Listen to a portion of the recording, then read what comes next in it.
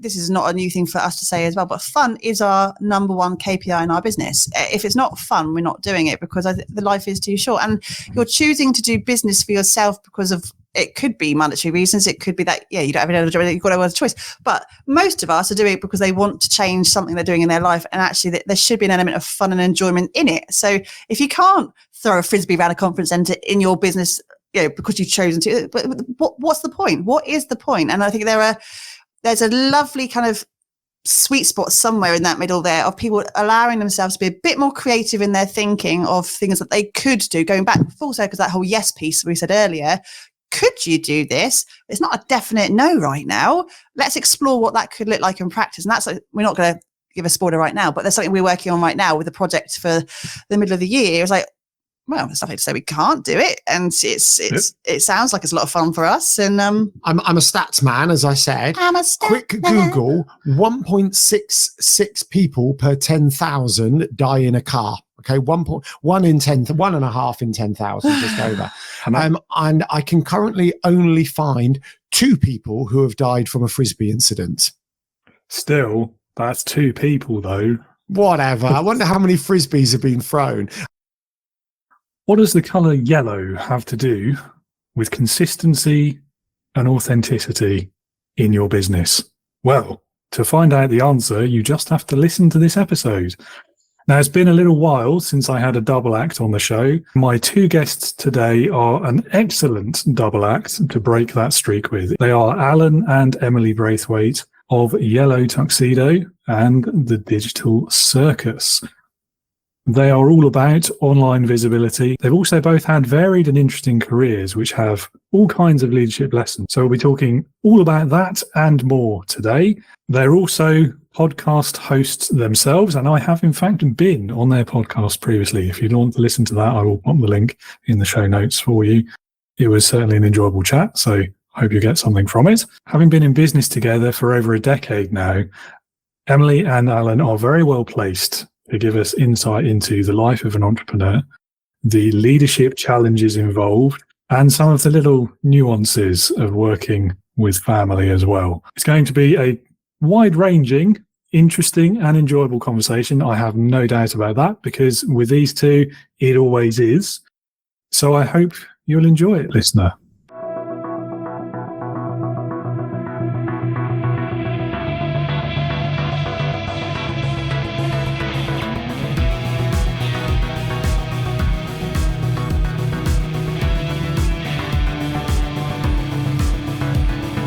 Welcome to the Leading with Integrity podcast.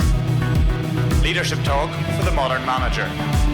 With your host, David Hatch. Emily and Alan, thank you so much for coming back. It's nice to have you on the podcast again for more than just a Christmas special. Although we did love the Christmas special. Thank you very much for having us. Oh, who didn't? I did, obviously. So, well, let's dive right into it. We'll kick everything off by, handing the reins over to you to introduce yourselves to listeners, tell them a bit about your backgrounds. I have to pluralize that now. Your business and what you get up to today. What gets you out of bed in the morning? Kids. No, we have no choice. Not the first time I've had that answer either, to be fair. Yeah. Do you want to do the official businessy part, or should we do that after, like the what gets us out of bed? Let's do us first. Just on that kid thing, very quickly. I was waiting for a meeting with school the other day, and a parent walked in with her child, going, "Really sorry, had to wake him up at 8:25." And I was like, "So what? So you had to wake your child up? Go away. Don't need that negativity in my life." Anyway, it's not about kids, it's about leadership. Alan and myself work together as a husband and wife team in a company called Yellow Tuxedo, and we have been working together in business for nearly 12 years now. Yellow Tuxedo simply is a organization that helps small business owners to understand and navigate and wade through that massive thing that is online and online marketing, because it's quite a scary, not even scary, it's just quite an overwhelming space to be. And we don't believe that you should be overwhelmed. And actually with some simple kind of guiding and navigation now, we can help you get to the other side so you actually enjoy utilizing it to grow your business. Anything you want to add on that? Well, no, not for the business, because I thought we were doing the business after us. Oh. So no, that's fine. What about so David said, what gets you up in the morning, other than your facetious answer? what gets us up in the morning, us up together in the morning, is the fact that we love doing what we're doing. And although we are a team of two, we are a team, and helping small business owners to really get there. And we're quite enthusiastic. You might get that as we go across this interview. We are quite curious people. We love finding out what's under the skin of people and being really helpful as well. So that's what gets, I like to be helpful. We're big. I mean, we delve into kind of personal stuff quite happily, but that we want to, like Emily and I, we've been in scouting. Scouting will get mentioned loads today if we're talking about teams and leadership and things like that. So we've been in scouting since I was 6. I was 10. Early 80s for me. And that kind of wanting to help people achieve stuff. I try not to use the help word that much, but wanting to work with people and share what we know how to do so people can achieve what they're trying to achieve. And yes, that's all very buzzwordy and everything else, but it is actually in us. You know, it's like we are all capable of so much more. What can we do to support others to get them to achieve what they're trying to achieve? And that's part of what we like to do. You're a maximizer. I am a maximizer. I think everything can be, you know, if someone's putting their head above the parapet and doing something, I will absolutely do whatever I can to kind of support their efforts if they want them, obviously.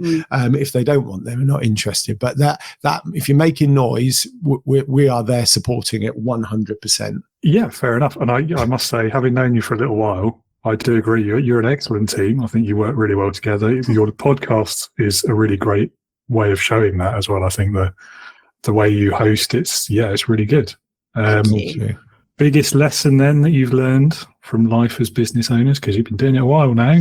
We have, and we've lots of lessons, both pre-working together and working together. But we've gone through quite I'm going to say the word journey. I don't want to use the word journey. It's an adventure. We've been on quite an adventure for the last 12 years. So Yellow Tuxedo in this is not the first time we've worked together. So we had an events business that was tough. It was a really hands-on physical business with a lot of moving parts to it, and staff management and locations and customer service and practical stuff, operational stuff, which unfortunately died during COVID.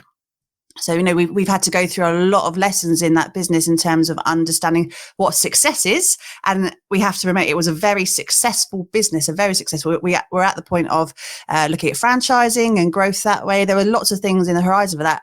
We just chose to go a different path in the end. So its closure was not a failure. It was just circumstance. So, what was the lesson? The lesson was about understanding what we could take from that first business and taking it to Yellow Tuxedo to make sure that we could continue the success of that business, but apply it in a different way, because obviously Yellow Tuxedo is very, very, very different to what Bailey Bell Tents was. But the strengths from that and what we do today is still very similar in terms of helping people, supporting people, communication there, making sure that we're really clear on our messaging, and how we deliver is super important. I think we got that from our first business. I think mine is not necessarily about what I learned, but it's about, well, I guess it is ultimately what I learned. But I think I like coming back to achieve something you've never achieved before, you may need to do something you've never done before. So if this is your first business, you are probably trying to achieve something you've never achieved before. And so you are probably going to have to do something out of your comfort zone. And, you know, whether that's making content, whether that's networking, whether that's the act of selling, whatever it is, you're going to have to, you know, to quote Gail Tong, pull up your big girl pants, and perhaps he's allowed to say that because that's her marketing strapline. Okay. That's her. You know, I'm not targeting women there. You know, so we love you, Gail Tong. Yeah, we love Gail Tong, actually. Yes, yeah, I've got a mind blank there, but never mind. That's all right, but keep waffling. No, I mean, I think it's the COVID story is obviously a depressingly familiar one. So I guess what I'm curious about is, if COVID hadn't happened, do you think you still would have made that shift? Yes. Yeah, we'd planned. COVID was a full stop to that story where we didn't really have that choice to carry on, but we had already dabbled with that next chapter anyway before we got to COVID. So because of the type of business it was, because it was very seasonal, with like March to September was a very strong period of time where we were go all the time. And it was very difficult as we had a young family at the time as well. We were very, very involved in that period of time. And it was quite a lot. And we were looking at franchising and looking at whether that, like I said earlier, whether that was an option for us. We went actually to the point of interview stage of getting franchisees through the door.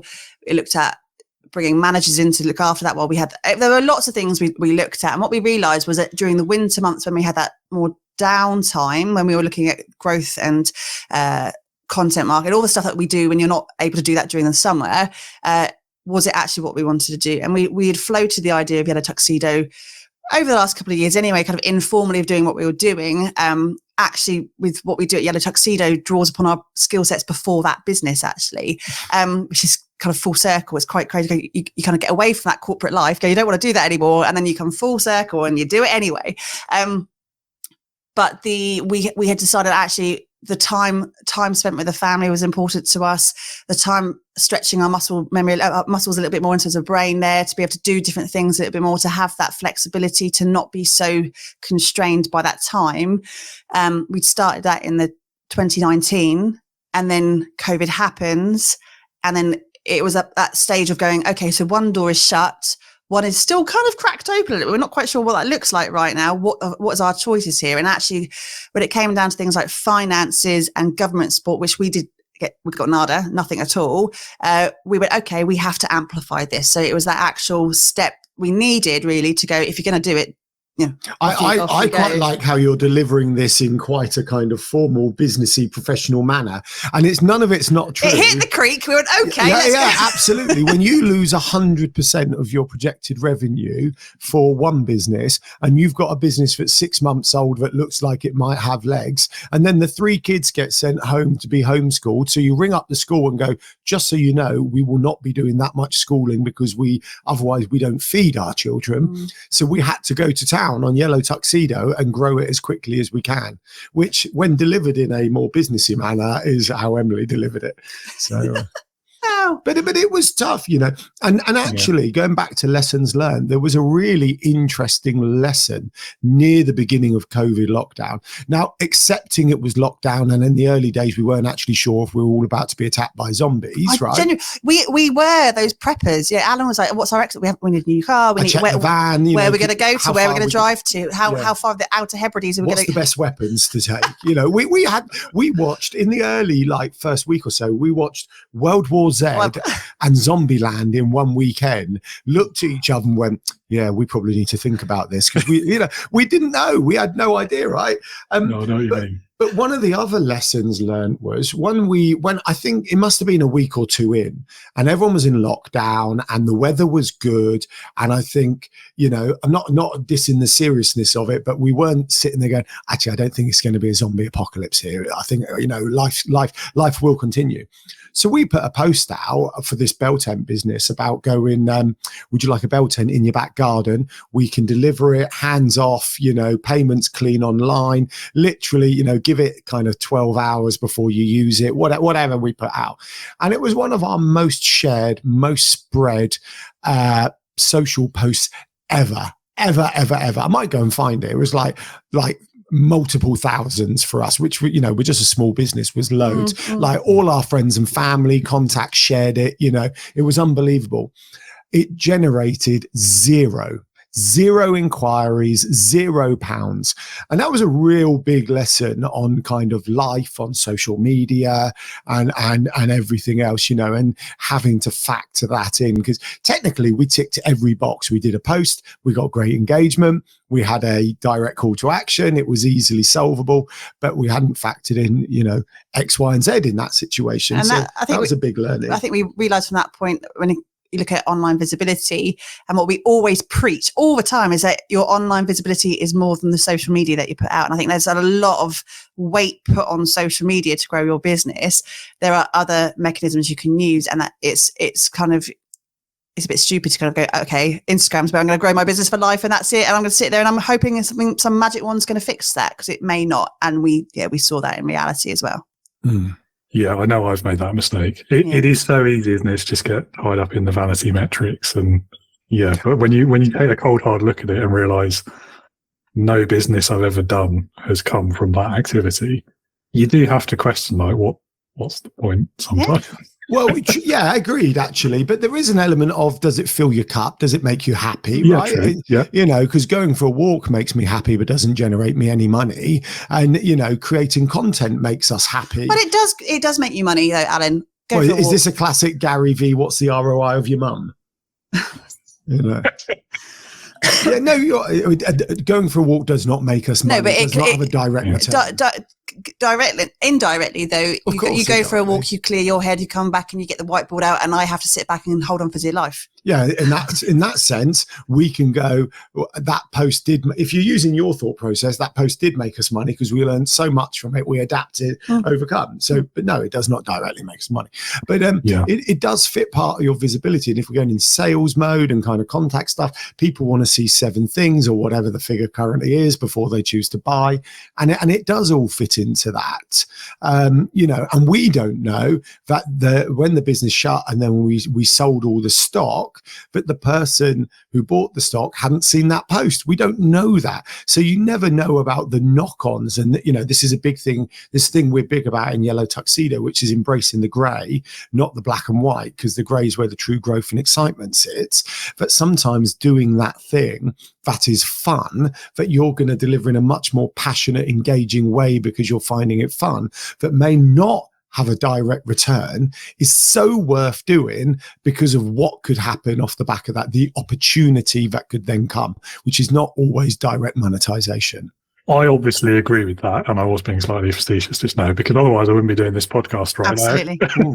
Absolutely. Yeah. But yeah, I think there is a lot to be said, particularly when you're owning and running your own business and there's only one of you or two of you in your case. You do have to sometimes just do things for your own sanity, just because you enjoy it, or to exercise your brain and keep it working, and just to be doing something other than whatever the latest project you have to work on is. Yeah. Or 100 outbound sales calls, or however you're choosing to do it. You know, it's Yeah. As a side point, did you know facetious, that's now been used twice in this episode, is the only word in the English language with all 5 vowels in it in order? I didn't know that. Fact of the day. I must have subconsciously known it, though. Yeah, of course. I subconsciously know everything, David. Yeah, me too. Yeah. That's via the power of the internet.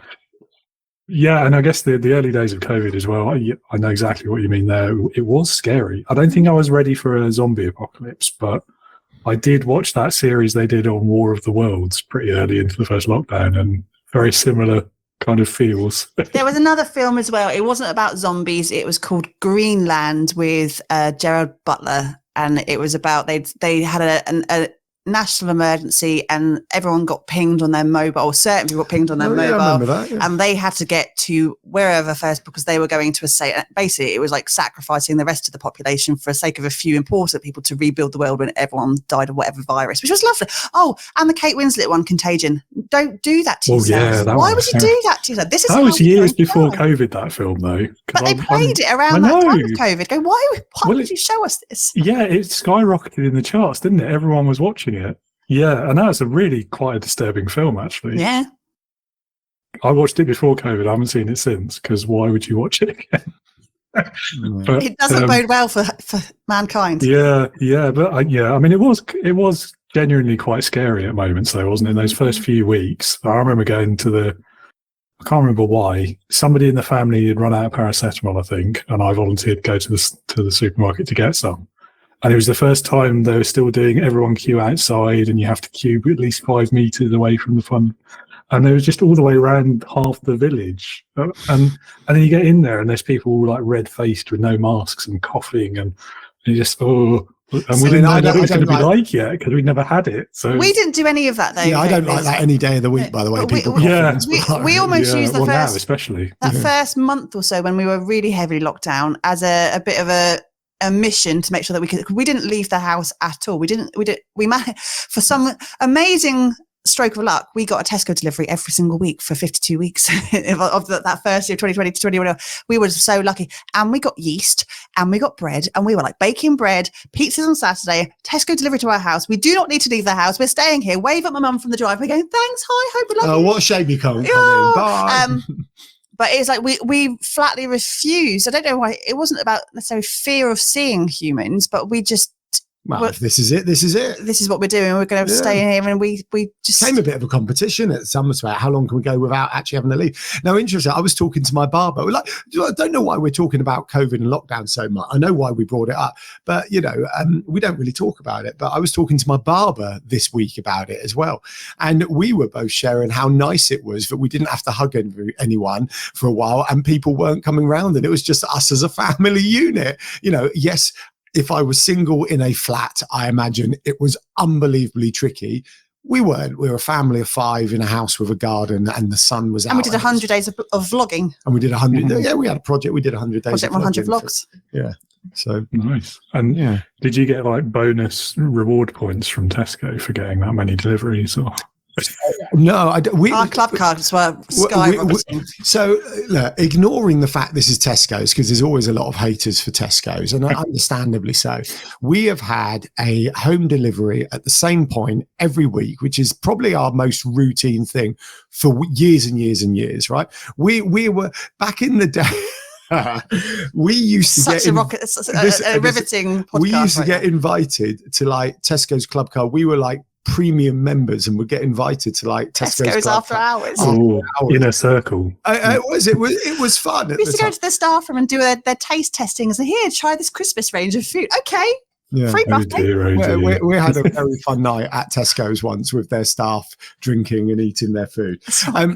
Look, come on. No one wants to hear about Tesco's. We want to discuss it. I got some leadership thoughts. No, but anyway, the lesson from that was that we're still on the lesson. You were organised enough that you every time we get a delivery, you work 4 weeks ahead. So you book the right slot 4 weeks ahead. So we never have to drop a beat in terms of getting our delivery. Do you know what? Actually, if we are going to go into that lesson, that does slide perfectly into what we do at Yellow Tuxedo.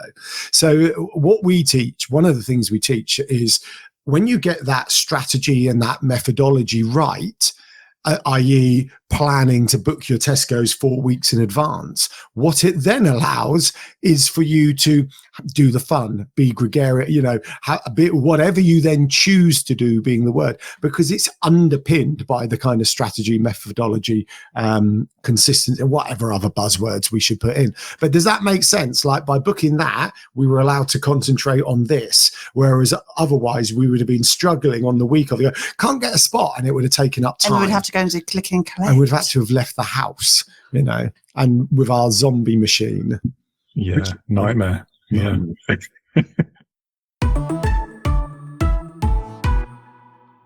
Okay, so given what you do then, I'm expecting a really good answer to this next question. What is your top advice for any aspiring entrepreneurs in the audience? Interesting. That is tricky, isn't it? No, well, it is. I just want to get the wording right when I say, and I think it's easy when you're starting. It's easy to say do this when you start, but we all know it. We've all been there. We know exactly how the lay of the land is. You do what you need to do at that time because either you're new to it, you're not quite sure what to do, or your budget's not allowing you to do that. So therefore, you kind of scrabble and piecemeal together until you're at a point where you can. So we're big. Yellow Tuxedo's business is called Yellow Tuxedo because it's about standing out in the crowd, right? And that is another buzz phrase. Well, what does that actually mean? And I think whether that's a yellow suit standing out in a sea of grey and navy, or that is you really having a strong viewpoint on what it is you believe in your purpose. I think that's a massive thing. The majority of people we work with have a purpose-led business of sorts.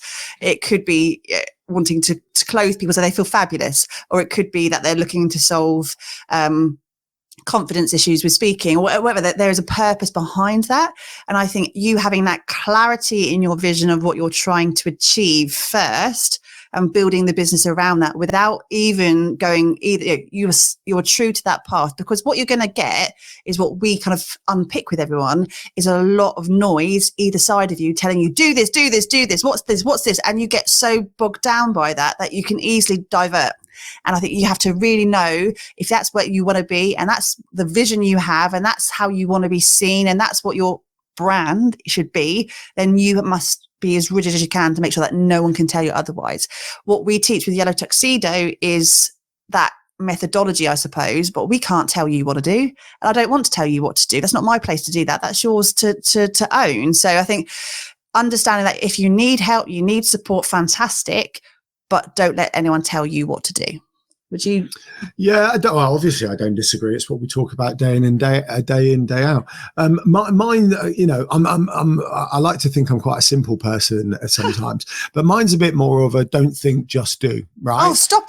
This is out of control, Alan. You need to stop. You need to stop. What with my Top Gun Maverick? We are everyone who has ever followed Alan at all. If you're listening and you have listened, fantastic, well done. I've not written this on social media, but you have used the "don't think, just do" quote from Top Gun Maverick about 1,000 times now. Three. And we're about to do a in-person event for the FSB in April, which is at the Aviation Museum. And we have a flighty kind of Technically, theme. it's at the Museum of Army Flying Middle Wallop. Anyhow, very cool. But they're taking a standpoint on like aviation type theme. Sorry, are you stealing my advice? No. What I'm saying is we're doing like piloting your way through social media is like the title of our talk, and Anna's like, "Don't think, just do." I'm like, we can't I don't mean it in that hoorah way. I think you need to think about the politics of standing in an army aviation museum and quoting a Navy pilot as well. Like, that is a good point. An American Navy pilot, no less. Well, luckily the businessy types there will be okay with it or not understand the kind of finer details of my mess up. But I just feel, right, there is so much kind of, I don't like using the word overthinking. Sometimes we think a little bit too much about what we do and almost unconvince ourselves about something. Yeah. And yes, I'm going, don't think, just do. But to a certain extent, that's what I mean. We all do it, and I include ourselves on this. But some of the best things ever are the ones where you've just gone, "Oh, it feels right. I'm going to do it." What's there's 1,000 quotes on this or stories. Is it Edison the light bulb or something like that? Edison the light bulb. Is it Edison invented the light bulb? But before he invented the light bulb, he learned 10,000 ways not to invent a light bulb, something like that. It's about failure and everything else. And so when you put "don't think, just do" with "we never fail, we always learn" and all these other things, then it makes more sense. And being an entrepreneur to a certain extent is trying 10,000 things until you get one thing right or one thing sticks. And the more you think about things, the longer it's going to take to get to that point. I don't know any entrepreneur who's done one thing and it's gone amazingly, and they've ticked a tick box on Monday morning and by Friday they're turning over $1 million, right? It doesn't exist. You're testing, you're trying, you're putting it out there, you're trying to see what works for you, what product's right, is the service right, is the copy right, is how's the onboarding, how's the offboarding, and it's like my head's about to explode with all of these things. So when you factor in everything you kind of need to think about to a certain extent, surely it comes down to just get on with it. If I'm not allowed to use the Top Gun Maverick for 1,000 reasons, just keep going, keep pushing. If you want it enough, you just do what you need to do, don't you? Yeah. I'm not sure about the Top Gun quote either, but if you can work a Star Wars quote in there, there's blanket approval at any point for that. Can I just Google Star Wars quotes? That's cheating. Come on. Well, I would say I know Star Wars quite well. Can we not just say "May the Force be with you"? I had to Google "May the Force be with you." Do or do not. There is no try. Well, that's the obvious one, there is no it? try. Oh, come on, we can have that. Yeah. I think there's a lot to be said, isn't there, for the overthinking problem. And for me, I think it's like the 80-20 rule, isn't it? And the perfect being the enemy of the good. I think most things that are worthwhile require at least some thought. You can't just knee-jerk everything, but it's knowing when to stop thinking and start doing that, I think, is the real trick, isn't it? And Edison's quite a good example as well, because I don't think he actually did technically invent the light bulb, did he? I don't know. I'm sure I got it wrong. I think he was like the 15th or 20th person to come up with the idea, but he was the one who perfected it and then understood the market enough to make it work commercially. Oh no, Edison did not actually invent the light bulb. People have been making wires since 1761, and Edison turned his attention to the problem of illumination. There you go. There we go. But that's a fascinating thing as well, because then you come down to there's no such thing as a new idea, right? But you can take another idea and make it better. Now, I like to think there are going to be the odd new idea, right? You know, at some point we stopped using a horse and started using a car. We stopped using pencils. Well, there are people who still use horses. They're weird. No, that's not the point. The point is a new idea. They're not weird. Have you just said all people who ride horses are weird, Emily? You're saying you're putting it out there. You're definitely not staying safe today. Yeah, I don't disagree with that, actually. I have a controversial opinion that horses shouldn't be allowed on roads. No, I totally. We say this all the time. This is why we like you, Dave. Yeah, because they've got all this countryside, and then they're down the main road, and it's like, and it's dangerous as well. Yeah. And isn't it harmful to the animal as well? Like they're not designed to be on concrete. I just don't particularly like sitting on horses. I've had the brown paper bag moment sitting on them when I've had to do it for various reasons. And there's a picture of you riding a donkey in Jordan as well. Yeah, it's not quite the same. But it's the idea, like big, strong, powerful animals. I don't think I'd want to be sat on all the time. And actually I could do whatever I wanted at any point, and you can't tell me otherwise. We're the same about cows, actually. But you don't ride a cow, do you? You don't ride a cow, no. That'd be a pretty slow mode of transport, wouldn't it? But they are scary. Anyway, so going back to Edison, the reason I think he's quite a good example is because he did the things you're talking about. He perfected the idea. He learned from those previous 15, 20 failures and brought it to market and realised that success. So, yeah, I think it fits. Going back to your, knee-jerk's not the way forward, some things need thinking over. I would argue that by the point you've got to, I'm going to do this, you have already thought about it. Very few things arrive today and do you do in 1 minute. There'll always be a kind of small transition period. I presume so. That might just be us as overthinkers. I don't know. Possibly. I mean, I've certainly known people who, as soon as the idea appears, they'll just go for it and won't really put much thought into it. Trying not to be rude about them in case they figure out who I'm talking about, but it didn't always go that well. Let's leave it at that. Well, we can use us as an example. So Emily and I have had a lot of ideas over the years, and the ideas that have stuck are the ones that we've just got on with. So we've learned that there's kind of almost a organic kind of, you know what I mean? Like if we do it, it's right. If it's not, if we don't do it, it wasn't right. So it's, we just kind of, what about this? And then sometimes it would stick and we'd do it. And other times we've just forgotten about it, a week later. It's quite, we go through, because Alan is a serial domain collector. So we have an idea, he buys the domain, and then you realise, because they're all like a penny at the time, aren't they? And then you go back, okay, how many have you got? And you look at all the ideas we've had. Not British Burger Week. That was a premium one. Or was it Burger Fest? Burger Fest or British Burger? But we had the glamping cookbook, and we had this and that, like all of these ideas. Glampfire coffee. We started looking at whether we could white label coffee. There's so many things we have tried to do, but we've always gone, let's buy that just in case. And then I've gone, that's a really stupid idea. Well, you never know. I mean, some of those could turn out to be a good long-term investment. Someone else might want to buy it off you one day. One day. If you'd like to buy British Burger Week off of me, happy to have a conversation. 10,000 10 million. No, 1,000, whatever. Million. Amazing. We've got to retire one day. So a slight tangent, but I think it's kind of in the same region of what we're talking about, is something I found since I became a business owner is I say yes to things a lot more than I used to. In the context of overthinking, I think, before being a business owner, most of my overthinking was looking for ways to find a justification not to do something. Whereas now it's, actually, that could be cool. I'll say yes, and then I'll think about it afterwards. Because you didn't think, you just did. Well, it's not really doing, is it? Agreeing to do it, and then actually later doing it. I don't know. Maybe, I like a bit of yes theory. Well, sorry, this is rare. I don't want to truly interrupt you. In a sea of, there's a lot of noise that says stop saying yes all the time, and I'm like, no, I want to say yes more. Is it Danny Wallace who wrote Yes Man, the book? I love that book, and it does.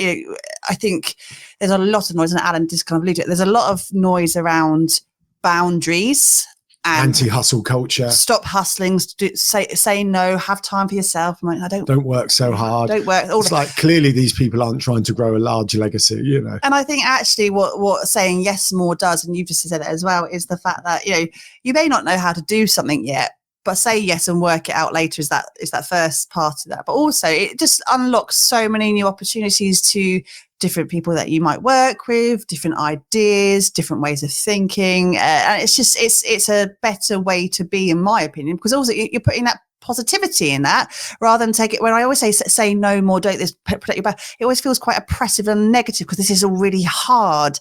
And I don't think it's that hard, Dave. I really don't. Yeah. I know, and not to walk back what I've already said, I know what you mean. I think there's two categories of it for me. I think I get the say no more idea when it comes to saying no to the wrong customer. Yeah. That I agree with, and I do that a lot. We've all done that. When I can afford to do that, I do that. Yeah.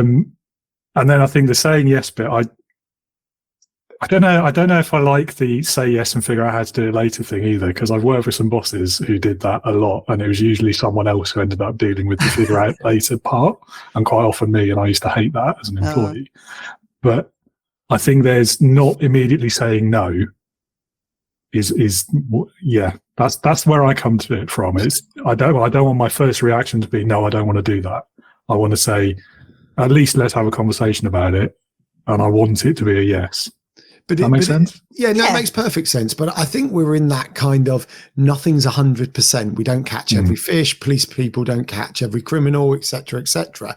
We shouldn't say yes all the time. And if someone came up to Yellow Tuxedo and said, would you like to be brain surgeons on the King? We're not going to go, oh, shall we say yes? It'll be great for exposure and we'll figure out how later. We're never going to say that, right? So that was such a random example. Well, I know. It's still got to be within certain parameters. Now, I don't think anyone else can define those parameters for you, but I guess lots of it is about growing your comfort zone, opportunity, and everything else. And you're right. There is a time when saying yes isn't the right thing. There is time when you probably should stop hustling. Burnout and all these other things are used all the time. But so you could then argue that burnout comes because you don't know what your purpose is and you don't know how to do it.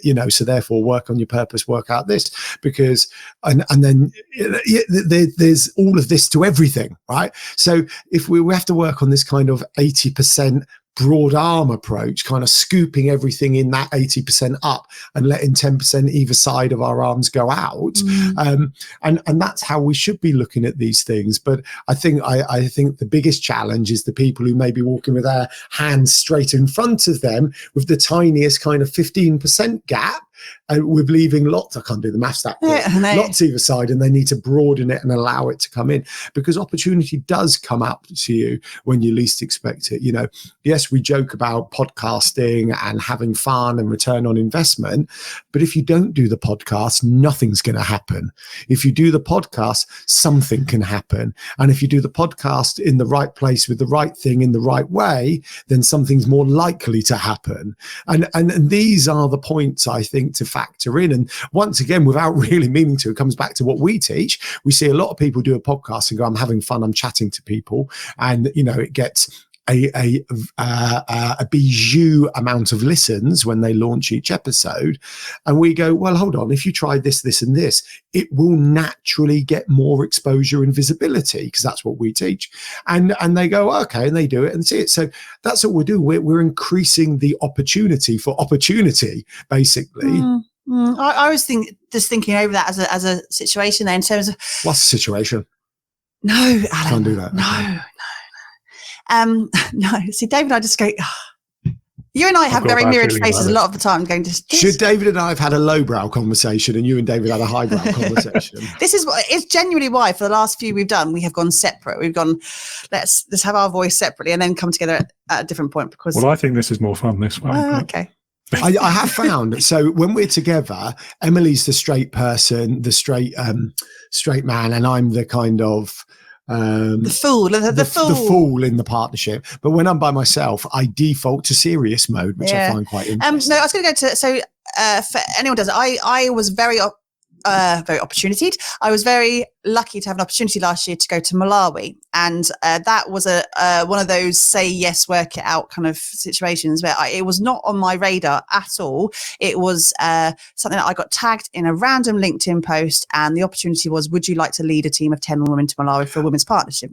Right. I have to interject because it's relevant, right? And I'm not going to finish the story for you. But the only reason you got tagged was because of all the things you'd been done previous to that, which involved meeting the person who then tagged you. Does that make sense? Yeah. Relevant to you've got to do it to increase the opportunity. Anyhow, so the scope of that was, for me, it was a free trip to Malawi, amazing, but I had to be part of putting that team together. It was the pre-training before we went away. It was the safety and security of the team. It was the molding everyone when we were away there. It was the workshops we delivered, all of that kind of stuff. Part of me would have gone, okay, it's not in my business plan for this year. It's 12 days away from Alan and the 3 kids. It was at a period of time where actually we go into our quiet, should I be at home making money with the business? Should I be doing this? Blah, blah. And you give yourself all of those reasons why you shouldn't go. Going along to that as a trip, which was the experience of a lifetime. I am actually going again this year. It was an experience of a lifetime. It allowed me to meet a whole new host of different people that I've never met before. It was different experiences, challenging what we were currently doing in our business as well. It allowed me that free time to think because we weren't there with the tech all the time. There was limited Wi-Fi in the remote areas of Africa we're in. And actually, I came away from that rejuvenated, refreshed, ready to go. And actually, from some of the learnings from that and what I delivered as that trip, we can now apply to Yellow Tuxedo, and we're looking at different models now and how we do delivery in terms of events we might want to put on in the future. And we are now able to kind of mold where we're going on that adventure from something that was tagged a LinkedIn post that I just said yes to, and I didn't overthink that. And when I look at people who are looking to sign up maybe for this year, I'm still facing those barriers to entry because there's I really, really want to do this. This sounds amazing, but... And there's the buts that come. And I was like, well, what is the worst that could happen in terms of you spending 10 days, 12 days away from your current bubble to do this? Nothing bad can happen in that, but you'll need to make more money.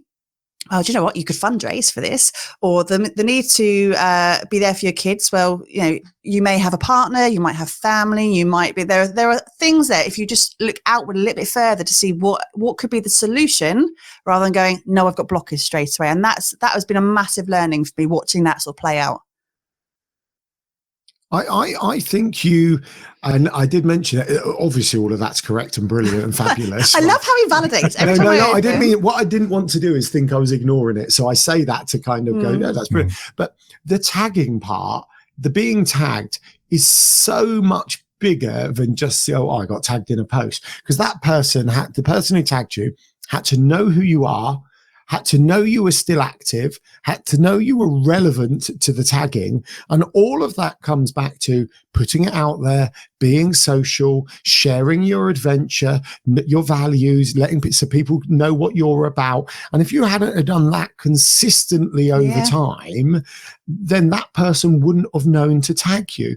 And I think that tagging is such an important part, because the person who tagged you then also had to be aware of the other person. And it is a real great example of the opportunity that can come when you're putting it out there and you're open to it and you're being visible and all these other buzzwords. But unless you're in it, you've got to be in it to win it, right? You've got to be in it to win it. If you're not in it, you're not going to win it.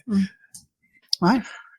Yeah, it reminds me, it's a very different scale and different sphere, but it always reminds me of that kind of story about the importance of networking. And it's one of the things when I talk to new managers now, because it's not something you do early in your career, really, unless it's your job, if you're in sales or biz dev or something. But it's actually a really important, A, skill to learn for later in your career, but B, just to get yourself out there to meet other people who are in similar or even different businesses, but at the same stage of their career to you. There's so much to be learned and gained from doing that.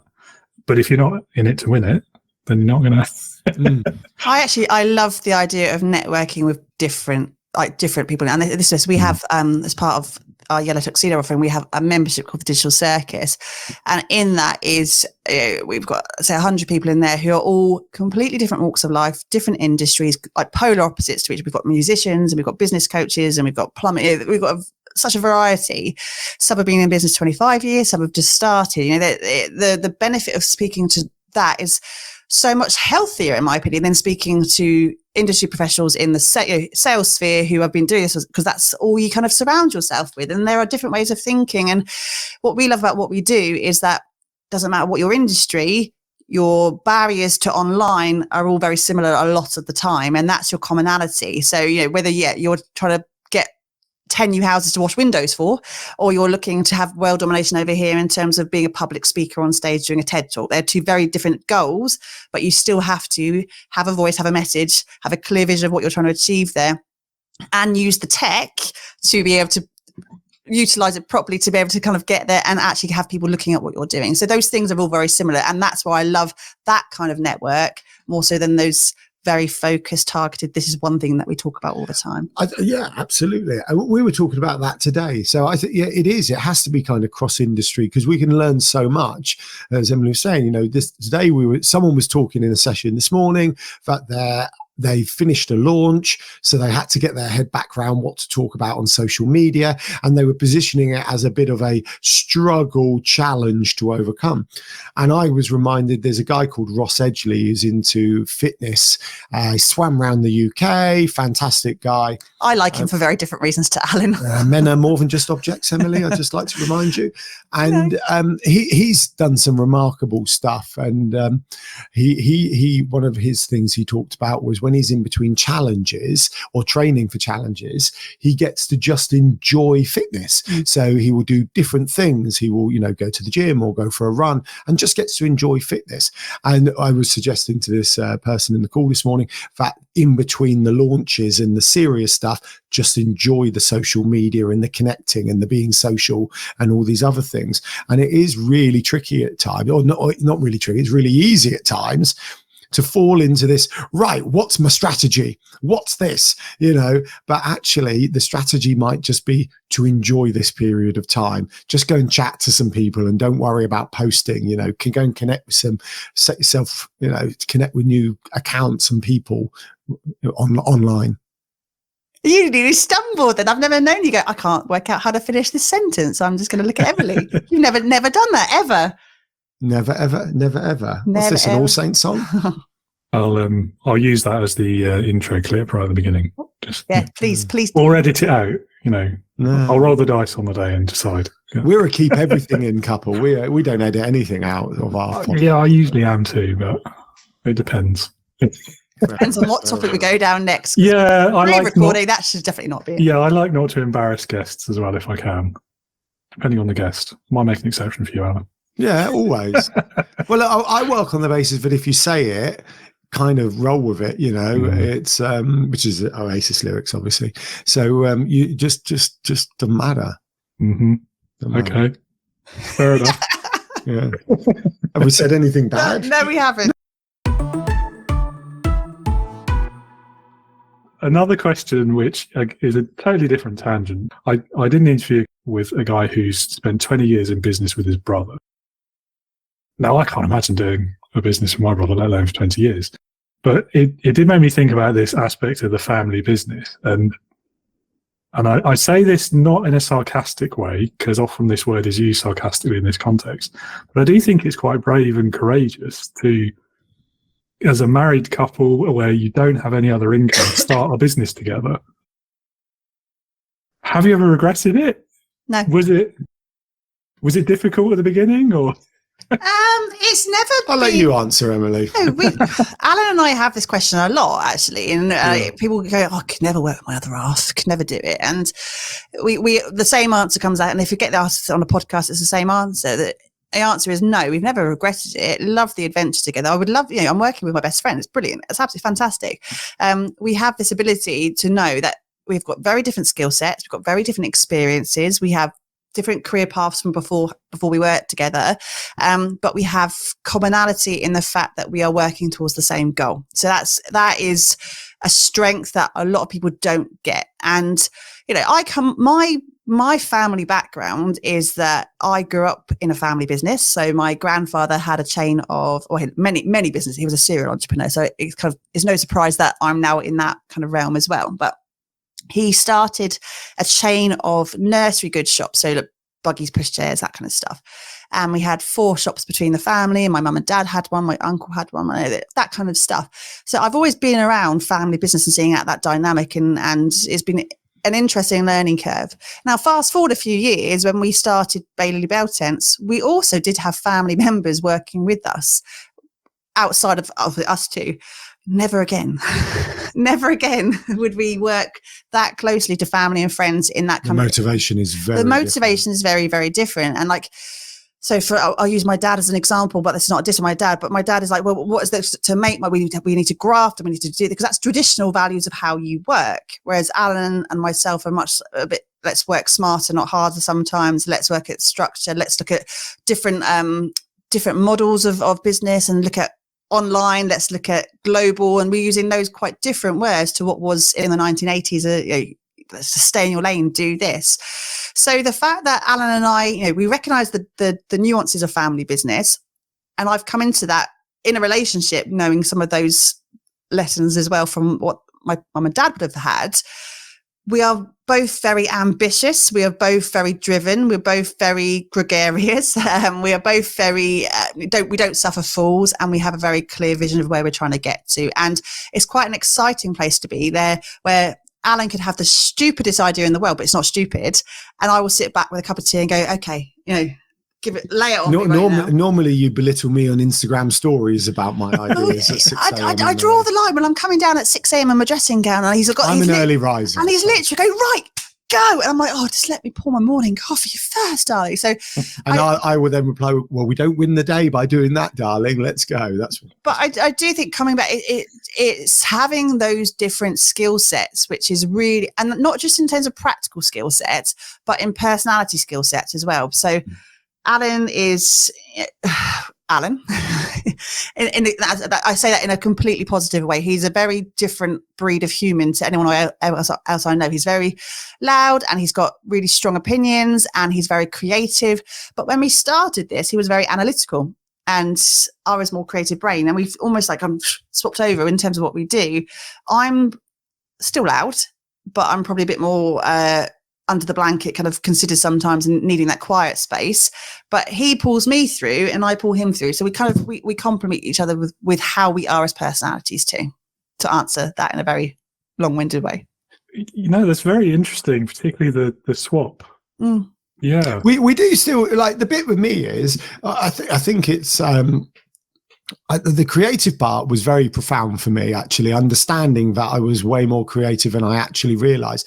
And I am still quite a black and white thinker. Like, I like a spreadsheet. I'm the spreadsheet guy. I'm the guy who does kind of our tidying up the files. I'm the Emily, have this been saved in the correct directory person? And Emily's like, no, it's still on my desktop, and I'm like, well, I can't find it. That'll be why I can't find it. Yeah, I'm the one when you look at your desktop and I have loads of icons, loads. So it's not been a That's giving me anxiety. Just I know, it gives some anxiety. Yeah, whereas everything has a place, and if it has its place, you can build on that because it's a neater environment.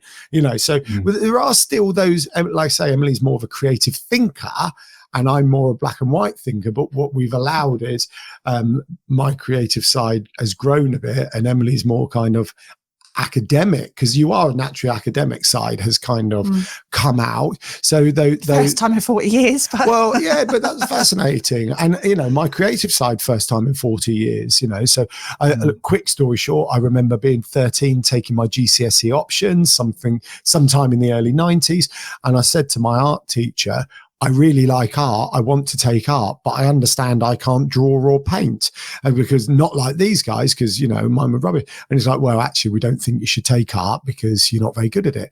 That's such a stupid thing to say.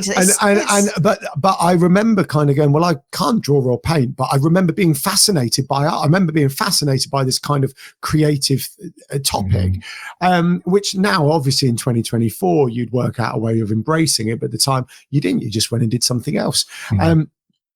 and then really quashing that creative side until about 10 years ago. Actually, it was probably my job previous to this where it first started coming out, because I had a role where I was allowed to be a bit more of a free thinker, because I was kind of a salesy, managery type role. I wasn't a sales manager, but that sort of, we had to generate income.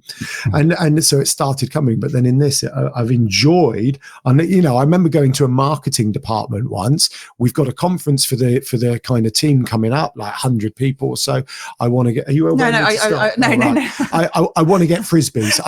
I want this noise, this memorable noise of people having these indoor frisbees, flinging them all around the kind of conference center. And they went, yeah, no, we can't do that. That's not within the kind of exactly, David, right? And I sat there and went, yeah, marketing's wrong. Marketing's wrong. And that's why we don't call ourselves marketeers, very, very specifically, because marketing make decisions based on kind of research and everything else. We want to make as much blimmin' noise as you can. Based on what you want to do. Based on what you want to do, which is why we're visibility, right? And I remember there thinking this like utter garbage was coming out of their mouth. And luckily I got made redundant and things like that.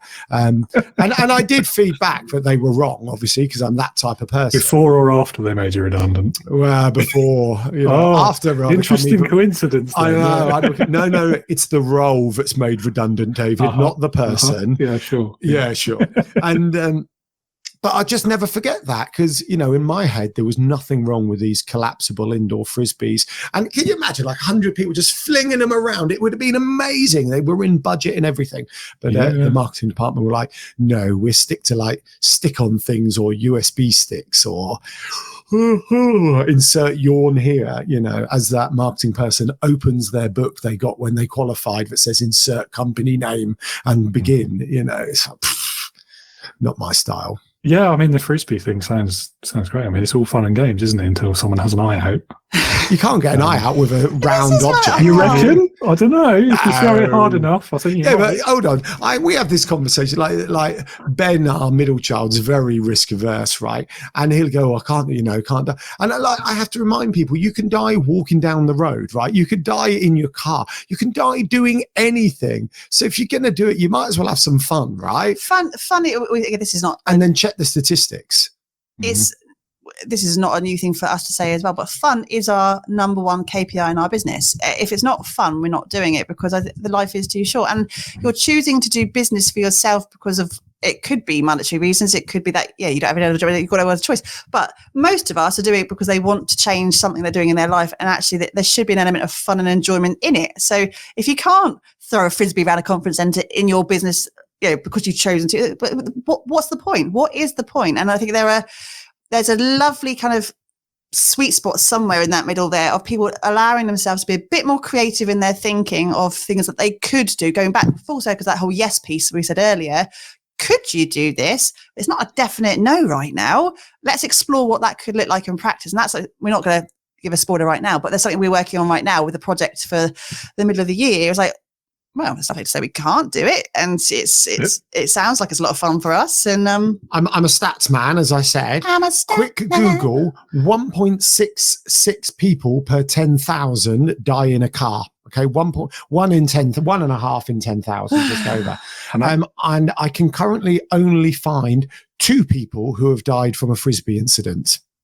Still, that's 2 people though. Whatever. I wonder how many frisbees have been thrown. One of my favourite stats about random deaths, and it came out back at the height of the kind of anti-Islamic terrorism thing in the States, was the number of people every year in America killed by their lawnmower. Oh, ow. It was higher than killed by terrorism. But that's a way to go, though, isn't it, as well? Yeah, I know. Like, you just sort of trip and fall over the front of it or something, and then it runs you. I'm going to hope it's an electric lawnmower and they had an electrocution rather than being caught under the blades and ripped to 1,000 pieces in a really horror movie style way. Yeah. Very Final Destination. I don't know if this was Reader's Digest stuff back in the day, but I remember one where like man died by bullet fired 20 years earlier, but it was fired and missed and went in a tree. And then as they were felling the tree, like the saw caught the bullet and fired it into the person and things like, what are these called? I feel, David, that this conversation is probably one of your lowbrow conversations. I don't know. It's kind of fun though. But I was fully prepped for a conversation on leadership. I was pulling on like 40 years in scouting and we can get to that in a minute. We've been going an hour, David. How much? We're having fun. No worries. We are having fun. Would you like a very quick top 59 ways? Don't do all top 59. I'm not going to do all 59. What are the top 3? All right. Well, number 59 was accidental firearms, right? Whereas that one was obvious. Okay. Top 3. Oh no, these are all very serious ones. Do top 5. Do top 5. Well, they're all. Oh no, these aren't accidental deaths. These are actual deaths. So they're things like Alzheimer's and lung cancer. Sorry, I thought they were funny deaths. That's clearly not fun. Is any death funny? That's also top 59 ways Americans die. That's very specific. 50 bizarre ways to die. Reject the cookies today. No, I can't find it. It's a blog with lots of adverts on it, making it difficult. Trying to sell me a will, interestingly. Right, there we go. That's an insight into blogs and how they work as well. Indeed. Get it working better for you. Well, that was a fun tangent. One more question then about your business, because I feel you might have slightly answered it already. I'm going to ask anyway. What's with the colour yellow? Tell us the origin story. Well, as a Coldplay fan and that being their thing, no, it's my story. It's a really long story. He's going to go, but will you ask him that, David? Because I know I would give you the abridged version, which is about 3 minutes long, and Alan's going to go right back to when I was born. When I was born during the war. No, long story short, I don't believe in favourites. Never have done. I think there's too much in the world to be able to choose one thing. I like band, film, etc. Sorry, excuse me. Grace Point Blank, by the way. My favourite film. You can't have a favourite film. But at some point I decided I wanted a favourite colour, and I chose yellow because it was positive, summer, happy. I think I was about 18. Then in a pub once I said to a mate, I'm never getting married, and if I do, I'm going to wear a yellow suit to kind of make a mockery of it.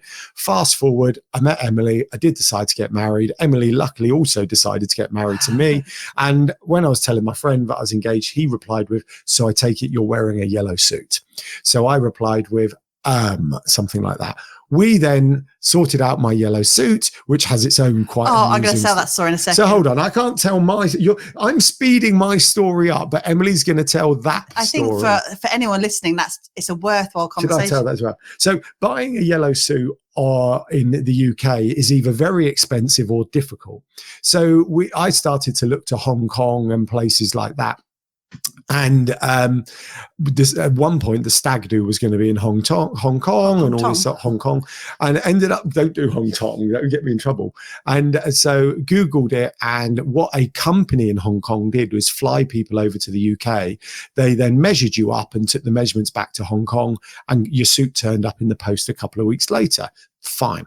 So we got in, I registered for this, said yes please, and they went, please come to room 35 at the Holiday Inn Reading, do not speak to reception, just walk straight through, come up to the 3rd floor and come to room 35. The door will be open. So we arrive, we walk straight past reception, think we're like something out of Pretty Woman, the only people who don't talk to receptionists are the people there to do dodgy stuff, and not for Pretty Woman's dodgy, obviously. So then we go up and we walk in, and there's a guy there, and there's all this bits and bobs on the bed.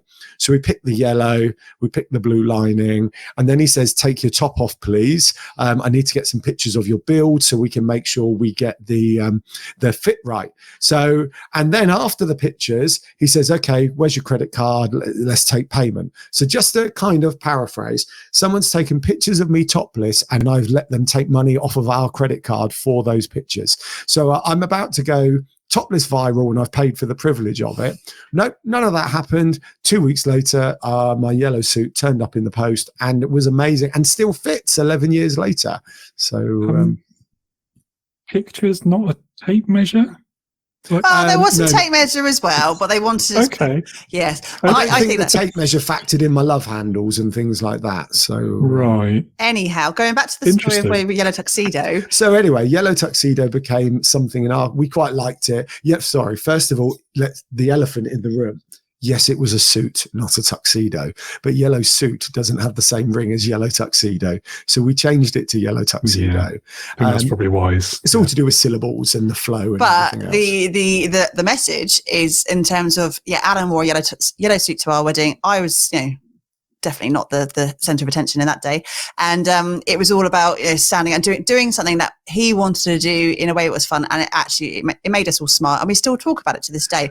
You put that into business terms and that whole standing out piece, it may not be you're wearing a yellow suit. It is your version of that, but it kind of... And you still have to underpin it. This is really important. It's not just about being gregarious and loud and standing out in that way. It's about, as we talked about a few times today, it's about underpinning it with the serious stuff. So yes, I was wearing yellow to be fun and because I wanted to, but every aspect of the wedding in that example was spot on and done. So then we could go and be fun. And like I say, we've done that with the Tesco bookings during COVID and whatever else you choose to do. It all has its place. That's the learning from this whole podcast is get better with the Tesco delivery order sessions. I don't think it is. I think learning's...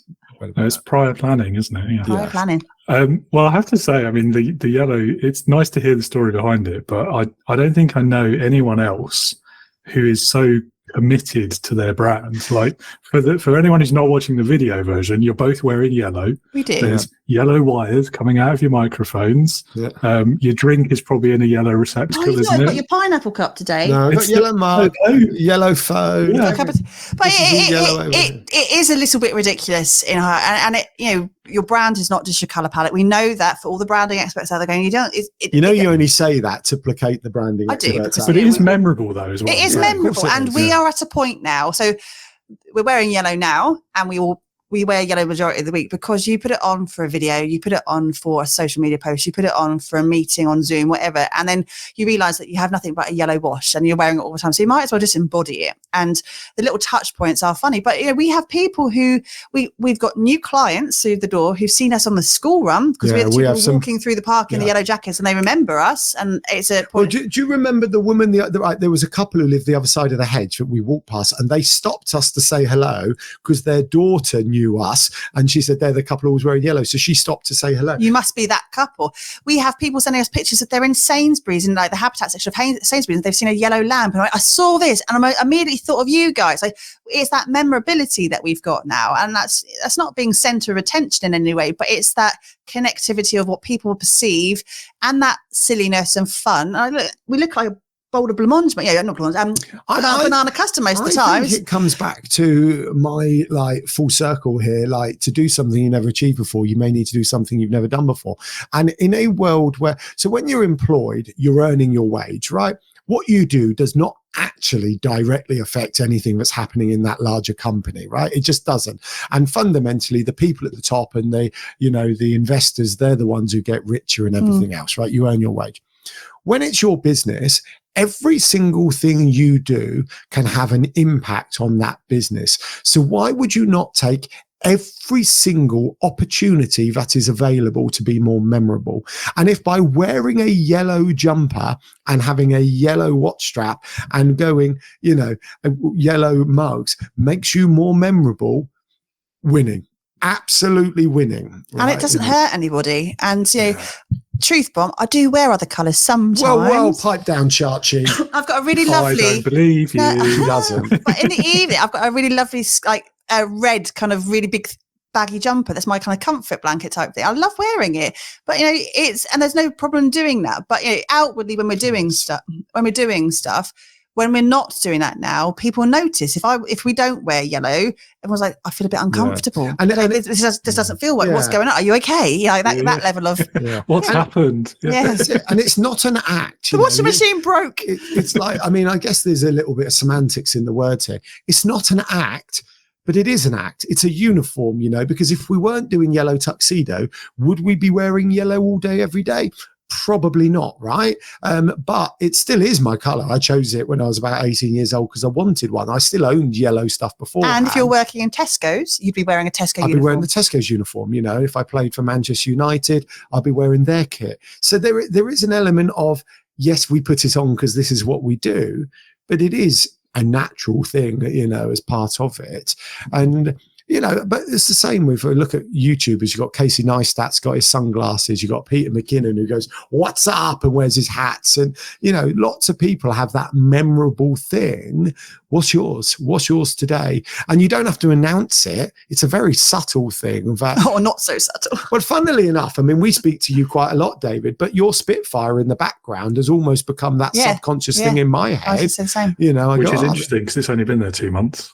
Well, I vaguely remember a conversation about it, not about that exact picture, but I do remember a conversation. But it's those little things, you know, and when people blur their backdrops because they may be embarrassed, they're in their bedroom or, you know, the dining room or whatever.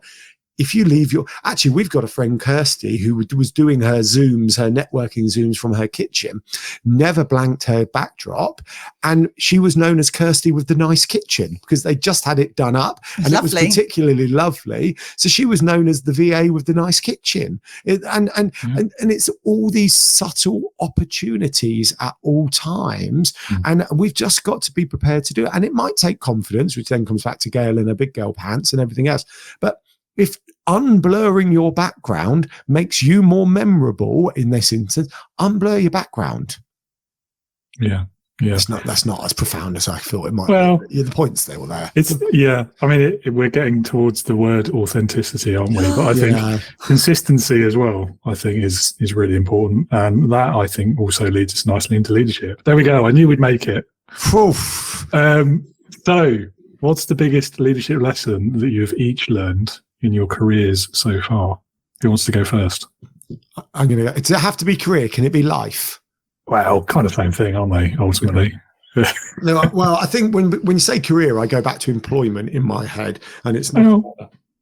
Yeah. Sorry. Okay. I think it's for me, I wouldn't expect anyone to do anything I'm not prepared to do first.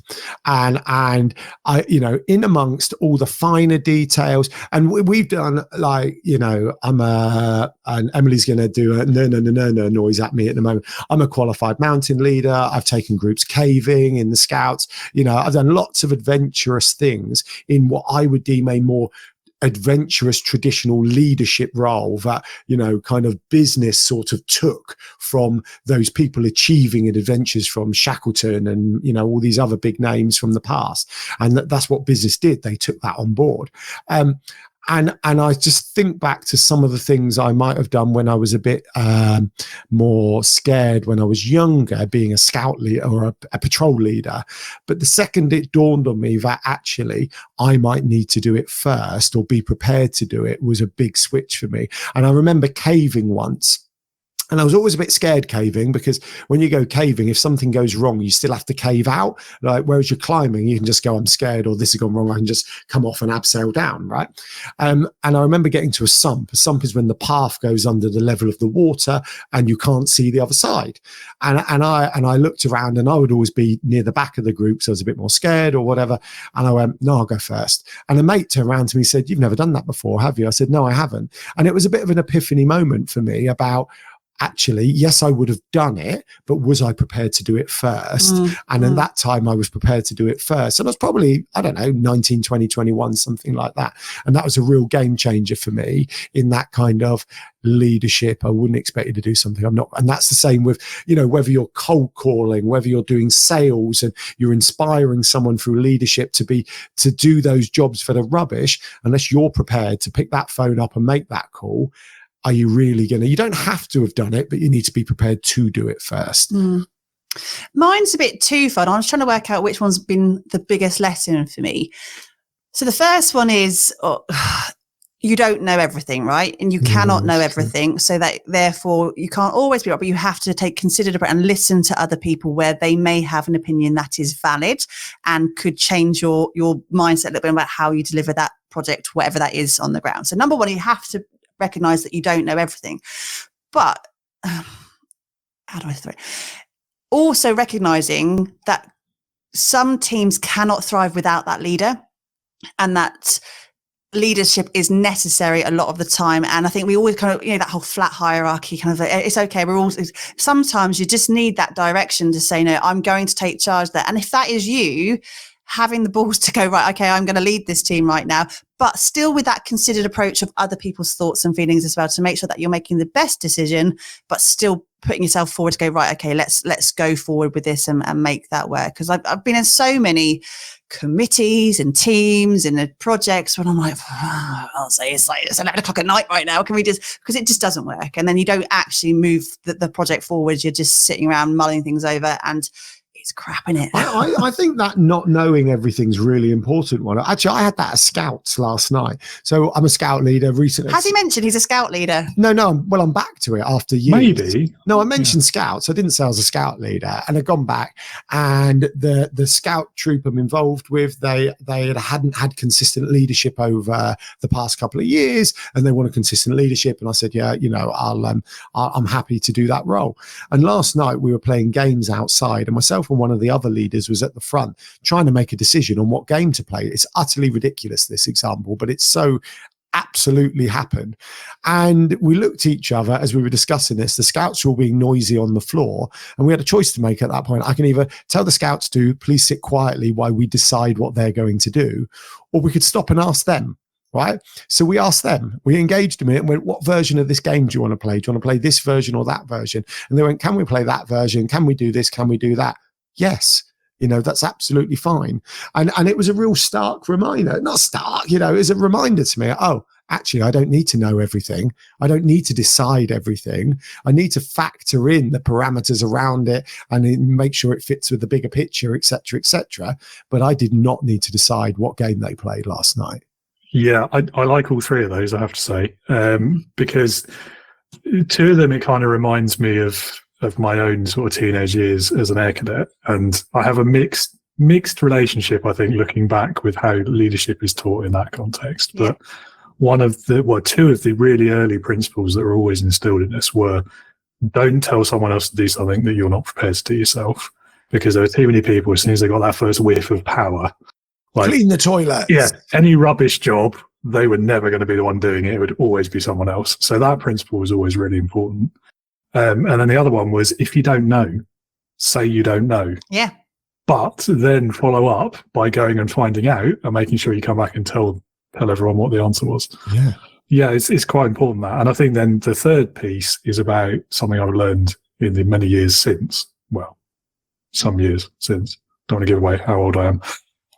Which is that actually leadership is contextual. It's situational, isn't it? And I think you're right. Sometimes leadership by committee will fall over, and it will just need someone to be the one to say, look, okay, I'll lead this, at least until we've got over this particular decision hump, and then we can talk about how it works in the future.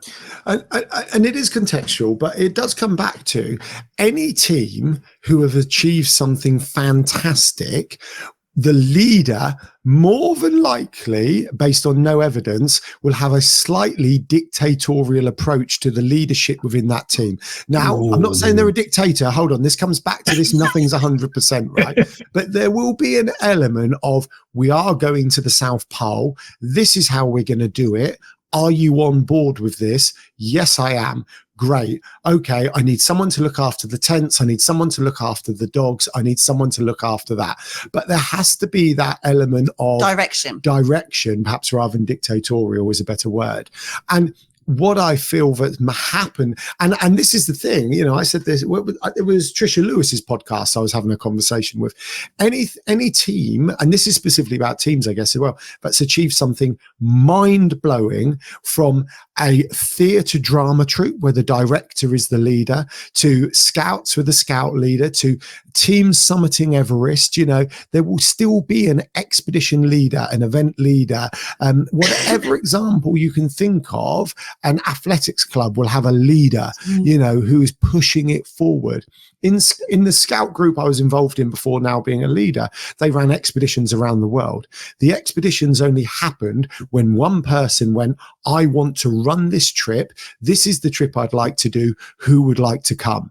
And then that trip would happen. No one was made to go and do any trips. They only happen when someone wanted to do it. What we find in the business world, where people are being paid to do it, that's where it becomes a bit kind of woollier around the edges, because they're taking this stuff from where there's a lot of choice. I'm choosing to go on this adventure. I'm choosing to go on this expedition. I'm choosing to climb this mountain, be in this play, etc. And I'm paid to arrive. So the motivations are different from the outset. So it does become slightly more woollier, and people get promoted for the wrong reasons and all this other stuff that you fantastically tidy up. But when we look over here, it's very much, a different thing. But that someone has gone, I am doing this. Yeah. Who would like to come? I see where you're coming from. You're wrong, David. David, whatever you're about to say, as the subject matter expert, you're wrong. No, I do see where you're coming from. I think that's where it plays into the context, though, and the situation. So in a scenario where there's life and limb on the line, absolutely, there has to be a clear leader, and they have to almost have no question to their decisions once you've got to that point.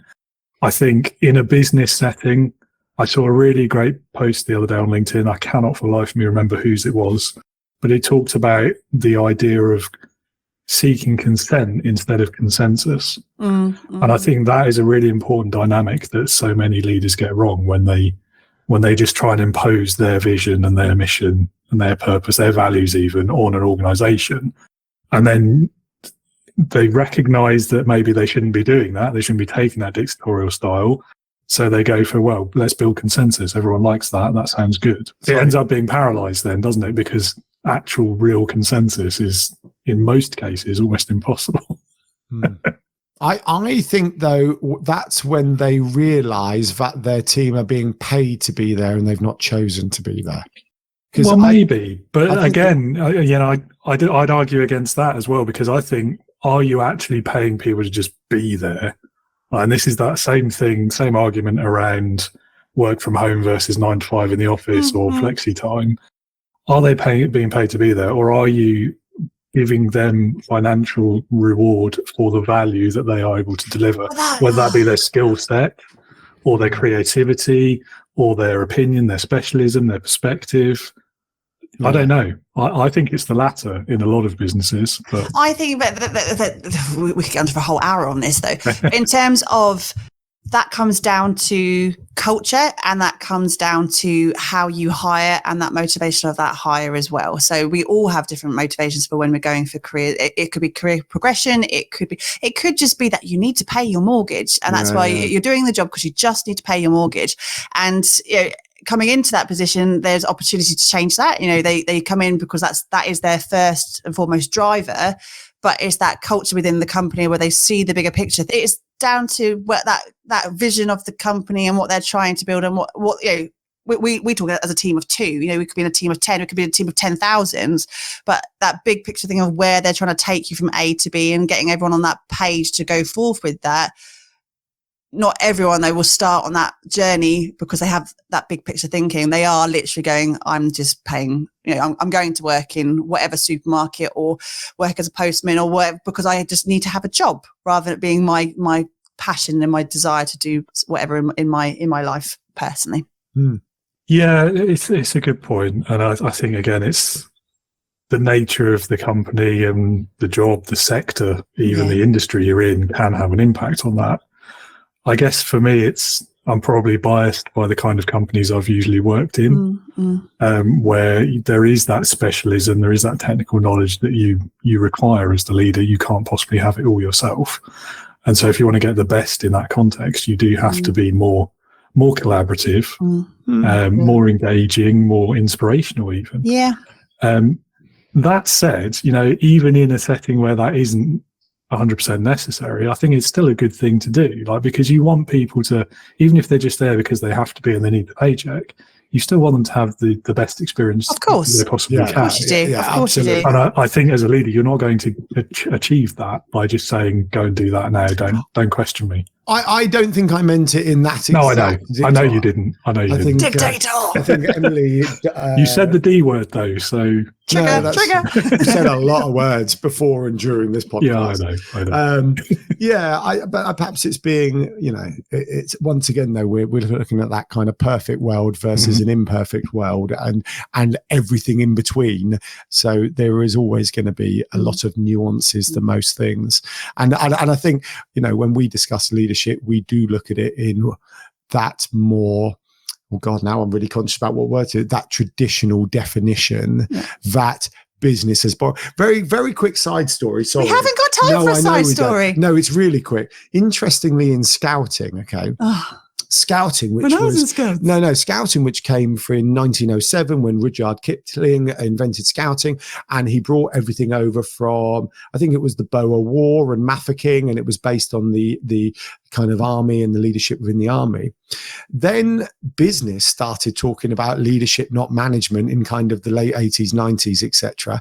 And just as business was changing it from management to leadership, Scouting went, perhaps it needs to be more about managers like the business world, and started changing their model to be from leadership into management. And I remember thinking, this is absurd. It must have been later in the late 90s, actually, early 90s. And now Scouting is almost going away from the manager back into leadership. And it's like, it's crazy how these leaders actually sometimes get it very, very wrong. And, an engaged team following a leadership with vision is always going to be the best way. Yeah, management was definitely not the right choice there, I think, in that context. Yeah, I mean, in business, you need both. And I've always been, I think, quite vocal about if you want to do either one of those well, you have to be able to do both well. Yeah. Because, a leader who can't organise and do the administrative side of management is going to get really stuck in their career long term. Whereas a manager who can't inspire people to actually do what they need to do isn't going to be very effective either. So I think they're complementary and essential. Right. So conscious of time then, 2 more questions and hopefully they'll be quickish. We'll see. The first of them is, I'm asking you this because you asked me a very similar one when I was on your podcast, so it seems only fair. If you could go back and do one thing differently in your professional lives, what would that be? Don't work for the civil service. That was easy. Mine would probably be go up the ranks sooner. I put going off up the ranks for many years, and because basically I was scared to put my money where my mouth was. I was that person who was going, my manager's rubbish. Well, I could do a better job, but took, for the sake of this, 10 years to go, perhaps I probably should then put my money where my mouth is. And I guess that comes to that don't do something you're not prepared to do yourself type thing I talked about as well. But I wish I'd gone, because I believe, yes, I have an ego and I'm confident, but I also believe I'm very capable. So I actually wish I'd done more sooner. Well, that's interesting. And I think that's quite unusual, actually. I think most people will go the other way. They'll do it too soon because it's the best route to getting a pay rise in most companies, isn't it? Of course, but then this is Alan Braithwaite. Like I was saying, he's a very unique breed there. And interesting. No, I think I took the work. So this is my employed time mainly. Work was there to support my outside life, which was going away with my friends and scouts and adventures. I know I can't say scouts again. Emily will punch, but it's very relevant. So I never thought about progressing and taking the skills I had outside into work. So we then, not slag off my manager, but slag off my manager because they were rubbish. And kind of thought, and I also, my belief system said the higher up I got, the less outside time I was going to have, which is not true either when a job's done properly. It can be. Just leading from what you just said there, I think that's apart from my not working for the civil service being actually valid, and no, I wouldn't ever again. You had a good time there. The idea there of transferable skills and recognizing what those transferable skills are sooner as well. So Alan's great example there of those leadership skills from being in the mountains are absolutely true in a corporate environment as well.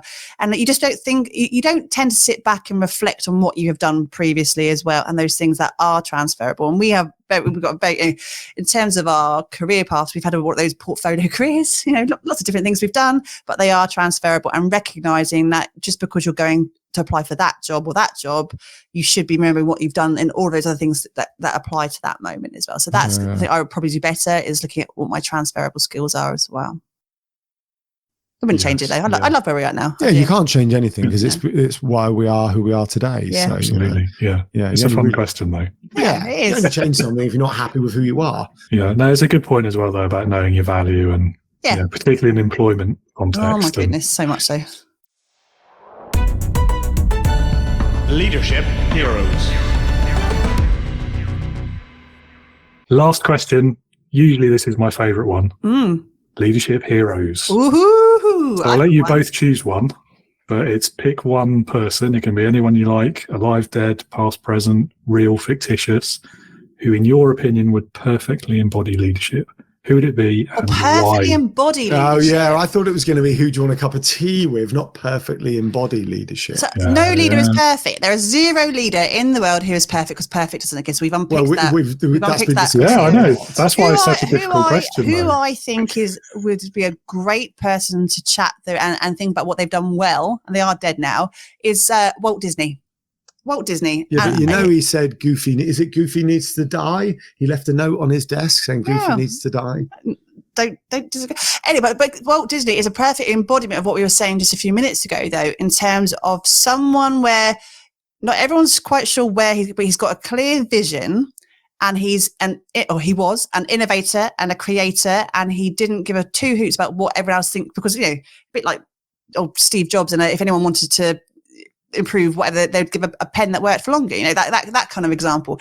He had this creative vision to do something that, let's face it, 100 years later, the brand of Disney is the leading brand in the entire universe now, with the idea of the theme parks and the franchise and everything there. And that came out of his little head. He had to trust that was going to snowball in the way it did, and not everyone's going to get on board with him. He's going to paint a picture of a mouse with big ears and go, that is a lot to take on board. And the fun and the culture that he built and all of that, I think he was fascinating.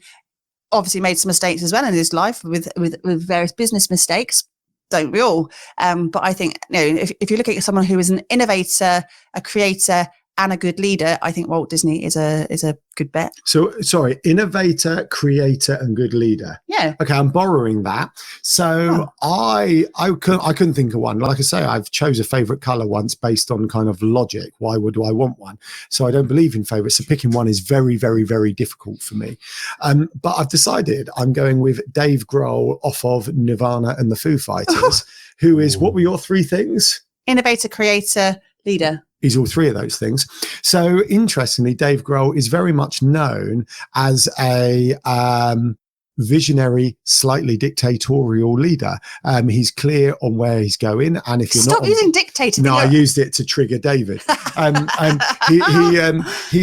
This is what the Foo Fighters are going, and if you're not on board with it, then you're not in the Foo Fighters. He's very famous for that. But also, that's not what you see. You see this nice guy rocking out with an unbelievable story. But Dave Grohl is absolutely a creative, innovative leader who has taken Foo Fighters.